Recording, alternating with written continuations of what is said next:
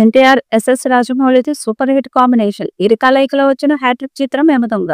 ఎన్టీఆర్ ని ఎముడుగా చూపించి block buster కొట్టాడు జక్కన్న. ప్రస్తుతం సీక్వెల్స్ టైం నడుస్తుంది. దాంతో యమదొంగ సినిమాకు సీక్వెల్ తీయాలని మేకర్స్ ప్లాన్ చేస్తున్నారట. ప్రస్తుతం రాజమౌళి SSMB 29 సినిమాతో బిజీగా ఉన్నాడు.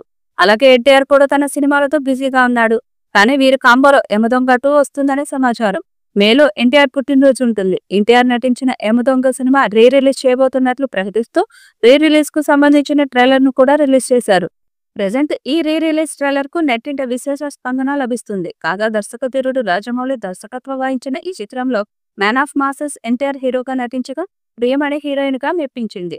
మోహన్ బాబు, అలీ, మమతా మోహన్ దాస్, నవనీత్ కౌర్, మాస్టర్ శ్రీ సిన్హా తదితరులు ప్రధాన పాత్రల్లో నటించారు. 2007లో వచ్చిన ఈ మూవీ మంచి విజయాన్ని అందుకోగా ఇప్పుడు మే 18న మరోసారి బిగ్ స్క్రీన్ పై సందడి చేసేందుకు సిద్ధమవుతుంది. రాజమౌళి దర్శకత్వం వహించిన ఈ చిత్రంలో ప్రముఖ నటుడు మోహన్ బాబు ముఖ్య పాత్రలో నటించారు. యముడుగా మెప్పించాడు. యమదొంగ మూవీని 18 ఏళ్ల తర్వాత ఎన్టీఆర్ పుట్టినరోజు సందర్భంగా మే 18, 19, 20 తేదీల్లో రిలీజ్ చేయబోతున్నారు.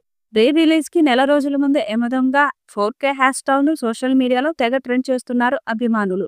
యమదొంగ సినిమాలో ఎన్టీఆర్ అభినయం విమర్శకుల ప్రశంసలు తీసుకురావడమే కాకుండా ఉత్తమ నటుడిగా ఫిలింఫేర్ అవార్డు తెచ్చిపెట్టింది. కీరవాణి సంగీతం అందించిన యమదొంగ మూవీలో 1977లో వచ్చిన సీనియర్ ఎన్టీఆర్ యమగోళ మూవీలో ఓలమ్మి తిక్కరేగిందా పాటను రీమిక్స్ చేశారు.